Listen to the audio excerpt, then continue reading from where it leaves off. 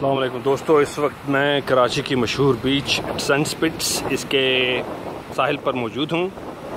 बड़ी मशहूर बीच है, साहिली इलाका है। लोग यहाँ पर आते हैं, सैर सपाटा करते हैं, अपनी फैमिली के साथ वक्त गुजारते हैं और साफ़ सुथरी बीच है। इसके साथ काफ़ी लंबा, यानी इसका जो इसकी लेंथ है काफ़ी लंबी है। उसके बाद फिर हॉक्स बे शुरू हो जाता है। समुंदर नीलकुंज समुंदर है। आज मौसम भी अच्छा है और इस वक्त नाचीज़ इस वक्त ऊँट की सवारी से लुत्फ़अंदोज़ हो रहा है।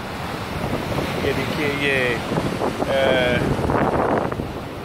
ऊँट के ऊपर मैं बैठा हुआ हूँ, तो मैंने सोचा आप हज़रात के लिए ये मुख्तसर सा अपडेट रिकॉर्ड करवा लिया जाए।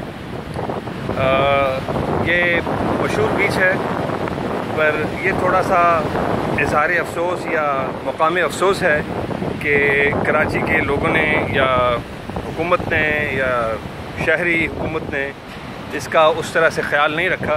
चूँकि एक तरफ तो साफ़ सुथरा समुंदर है, साफ़ सुथरी बीच है, और दूसरी तरफ यहाँ पर ये जो एरिया है, जो हट्स हैं, यहाँ पर सफाई का इतना अच्छा ख्याल नहीं रखा गया।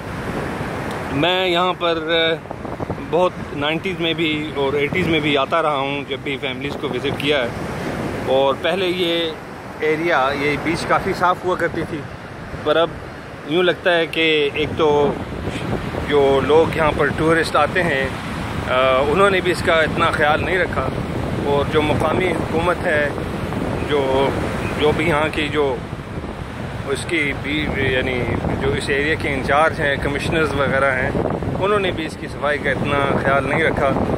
तो ये थोड़ा सा मुकामी अफसोस है। बहरहाल फिर भी अगर इसको डेवलप मज़ीद इस पर थोड़ी सी तवज्जो दी जाए तो ये बहुत खूबसूरत मुकाम है, और लोग अपनी यानी फैमिलीज़ के साथ यहाँ पर आ